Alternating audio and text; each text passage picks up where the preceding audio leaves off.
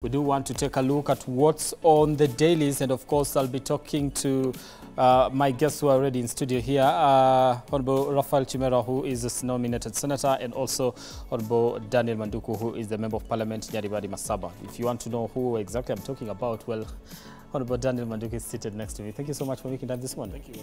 Yes, was it hard for you to wake up this morning? I'm an early riser. I'm an early riser. I jog every morning, so I'm used to this. Oh, you're used to this.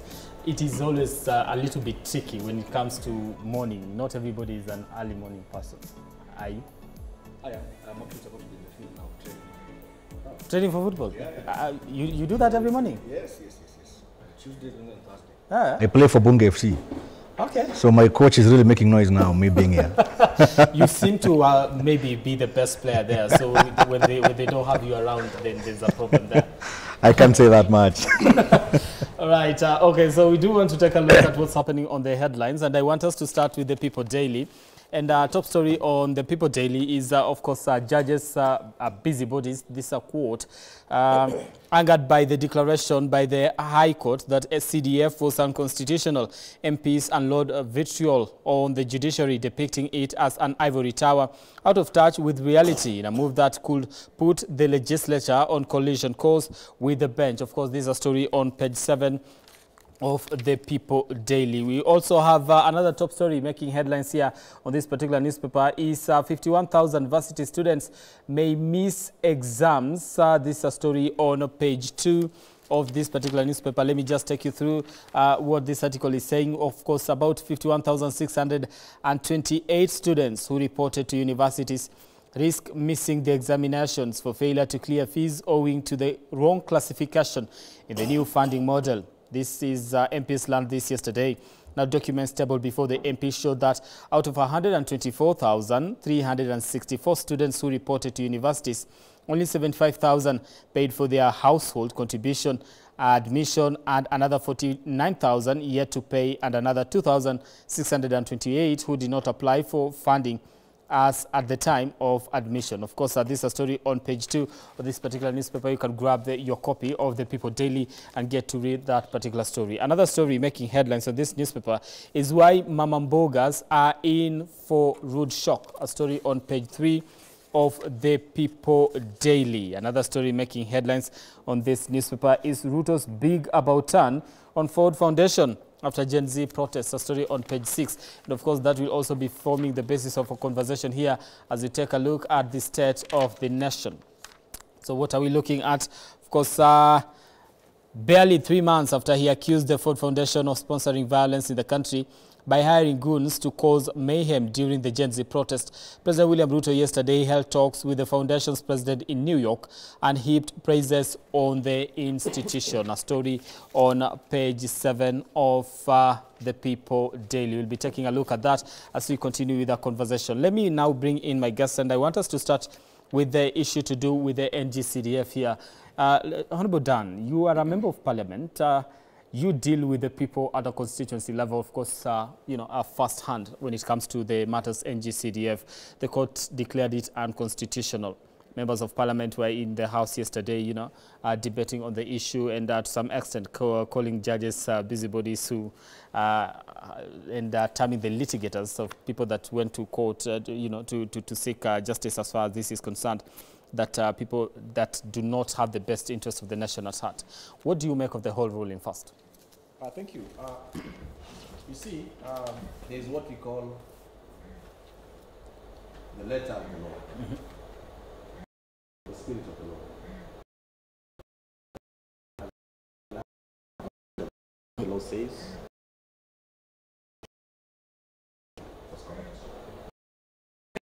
the reality is the national government is the only fund today whose impact can be quantified. Various people, especially non-governmental organizations, have done empirical studies and have actually confirmed that projects that have been done as a result of the availability of the fund have had a positive impact on the people. I come from a constituency called Nyaribari, which I represent in Parliament.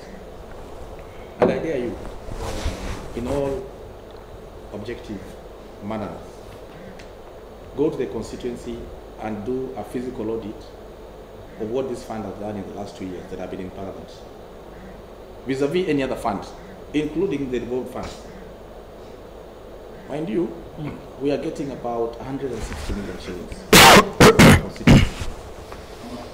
Funds which ordinarily delay.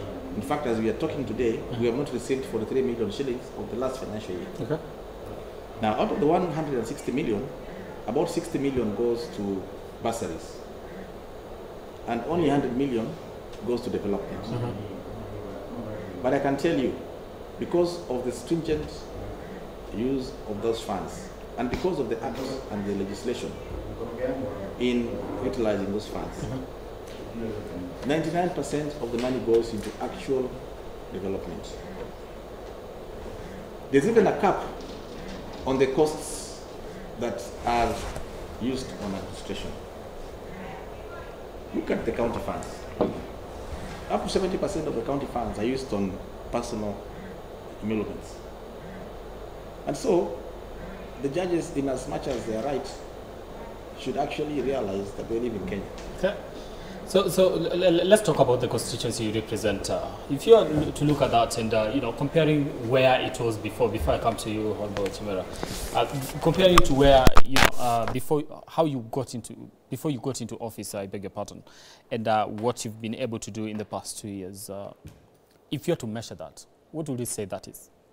Of course, I'm biased and I'm conflicted. I will tell you that no other member of Parliament is equal or has even done anything near to what I've done in 2 years in terms of physical. All right, sir. Hold on that particular point as we fix the mic. Let me come to you. You sit in the Senate. Of course, there's been a little bit more debate when it comes to the issue of NGCDF. Yeah, so talk to me about this particular judgment and the fight that the members of Parliament are actually putting across. This is not the first time, Brian, we have CDF in court. We had the defunct CDF in court, which was declared unconstitutional.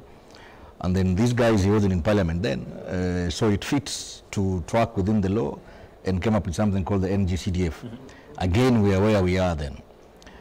I want to appreciate what CDF has done, what NGCDF continues to do to the people of Kenya. I really want to appreciate it. I personally, I am a huge beneficiary of CDF. Back then, it was CDF Lungalunga and CDF Kenango and Matuga.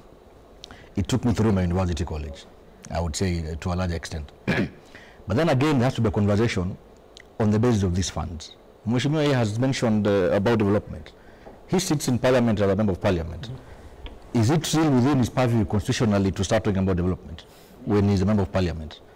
His role is three-tier, represent, oversight, and legislate. You have no business running a fund if you are an MP, surely. And this is the real time for us to discuss these things. I will let me finish, Mheshimiwa. We'll come. You spoke when I was very quiet. There's the issue of bursaries, which they will always tell you it is the best thing CDF has ever had. And I've begun by saying I'm a beneficiary of bursaries. But then again, the way bursaries is being channeled under CDF, it is rightfully in the control of Mheshimiwa Manduku here. Manduku decides who gets the bursary and who doesn't get the bursary. This whole politics around bursary, politics around development projects should actually stop. And as a Senate, we are saying we are very happy with the judgment as pronounced on NGCDF. And in fact, this afternoon, I will tell you, this afternoon today, we are moving a motion at the floor of the House that seeks to consolidate all monies called bursaries into one scheme, so that we have a fair shot at making sure we have free universal education. Okay, so these guys can just come to Parliament and legislate. They have no business running bursaries. They have no business constructing roads for the people of Kenya. Okay. Let me ask the motivation behind the move that you want. You said the motion that you want to table this afternoon in terms of consolidating all these funds. It's actually being moved by Senator Dhango. I am the seconder. This is the idea around it. You know, once you have a fund that a politician controls, it will never be fair. Let's start from there. It will never be fair. And secondly, we have many funds calling themselves the bursary funds. This guy has 60 million per year, isn't it, Mheshimiwa? 60 million. Yes, we do. If you take a pen and a paper, you do 60 million by 290 constituencies. That is roughly how much? close to 17 billion Kenya shillings, isn't it? If you go to a county government, like where I come from, my county government has set aside $500 million every year to run a bursary fund called the Lemon Chasa Initiative in Kwale. $500,000 by 47 counties. Just a quick math gives you how much? Close to 24 billion Kenya shillings. The president runs a bursary fund. The women rep and Angaf have a bursary fund of about 7 million per women rep. All that money, if you collapse it into one scheme, you end up with about 60 to 70 to almost 100 billion Kenya shillings of bursaries. If that money is put to schools directly as capitation, to complement what is given now by government as capitation, many schools, many students will go to school for free. Okay. Honorable Manduku, your response to this and the issue that... I just want to see the sense around it. Okay. Senator, of course, makes sense. In fact, let me disclose that I was one of the first proponents of amalgamating the bursaries. And my reason then was that there seemed to be duplication and overlay. Do you still hold the same view? I still hold the same view. In fact, as we are talking today, as I say, this matter is coming up as order number 1 today, this morning, even in the National Assembly. But having said that, let me demystify something. The National Government Constituency Development Fund is not solely under the control of the Member of Parliament. There are mechanisms that have been built within the law that allows for transparency in these funds. There's a committee where the Member of Parliament doesn't sit, in which he doesn't sit. There's a fund. Who nominates committee members? You apply. For you to be a committee member. You apply to whom? You apply to the committee, to the CDF board. And then there's a qualification criteria, and then you're shortlisted, and 7 members are picked. And there's a criteria. The fund manager is an employee of the board, not an employee of the Member of Parliament. But having said that, I think we are losing sight of what I said, the spirit of the letter in the law, and we are losing sight of the spirit. Okay.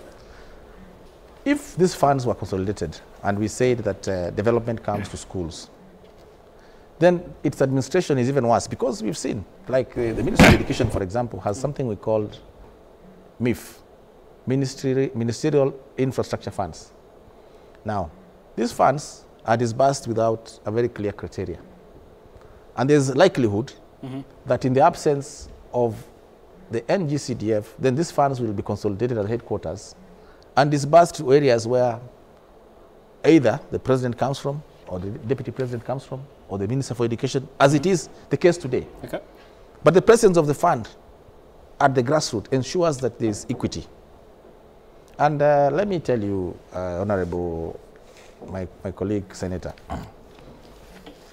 if there's anything that we are going to die for in Parliament, it is the National Government Constituency Development Fund. And that's what I wanted to ask. We shall enact other legislation immediately to give it effect. And we shall have this cycle forever. That I can tell you for free. You'll always be in court. We'll always be in court, and that's why we are saying the judges how need do you to avoid to be always in court? I think our colleagues are now discussing on how to entrench this fund into the Constitution. And I think that is a way to go. It is a similar discussion you had. Alternatively, after CDF went home. Alternatively, and in my view, it is possible that we create a state department, just like we have state department for energy or state department for roads. We create a state department for constituency development. And this money is channeled from the national government directly to the constituencies through the state department, as it happens with the Kenya Rural Roads Authority. Manduku, sorry to ask, why the real clamor for CDF? Because I've been in Parliament for 2 years and I have no fund. And I'm surviving. Because I'm doing my politics every weekend. Because we know we come from communities that have been disadvantaged for long, since independence. Isn't that Let me tell you, my friend, I have built new schools or refurbished schools that were last built in 1988. And I can give you an example. Not 1, not 2, not 10.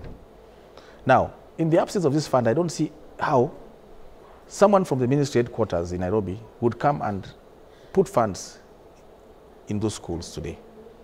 I have taken 1,260 vulnerable children through a scholarship program from Form 1 to Form 4. Okay. I don't see how anyone else would have done that, given that these people are not from the grassroots. Do we now change your JD as a member of parliament from... Maybe if that is what you want to call it, fine, so be it. In any case, a parliamentary system like in the UK does both legislation and execution. It works. You can do a hybrid. It doesn't matter. If that is what people want. This clamor for, just like Honorable Chimera has put it, is it political. Is it for the member of parliament, or is it for the constituency itself? It is political. You can't survive without because there's been talks that the members of parliament are fighting for this because they know this is their ticket back to re-election. Exactly. That is not true. That's not true. You know why? Ask yourself then why 55% of the members of parliament in the last house didn't get back, and they all had CDF. If that was the case, then everyone would be re-elected. Because a lot of Kenyans will measure your performance based on what you've been able to do on the ground. And some of you are getting let me say something. When you listen to President Ruto, many times, those of us who engage with him directly, he will tell you, even the DP will tell you, you have no business losing your election. If you have 160 million every year, you will be a fool to lose your election. That is very true. And that's why we are saying, remove. For me, actually, I'm just for bursaries. I would be grantly and be able to leave them with the schools, the infrastructure, police stations, because I appreciate where I come from. I come from a tiny village in Kwale called Mtumwa. We have no even a police station around there. So I appreciate if my MP would give me a police station. But the issue of bursaries, it is wrong to give someone 5,000, 7,000 shillings. Yet his fee arrears is 50,000 shillings. And then on top of that, you ask that student to come all the way to Kwale town. You do a huge event, you take photos. Journalists are there, you show a dummy check. And I'm getting 5,000 shillings, surely. I won't even go back to school tomorrow. You're doing politics with I think we don't do it like that ourselves. Some of us don't do it like that. Okay. I mean, I haven't done it like that. Why do your colleagues do that? Because I've been able to cover maybe unless you ask them. Now we can come to everybody and we have different orientations, and we have different backgrounds, and we have different motivations. For me, the motivation is to ensure that there's 100% transition from primary to secondary, and if possible, even maximum transition from secondary to university. How do I do that?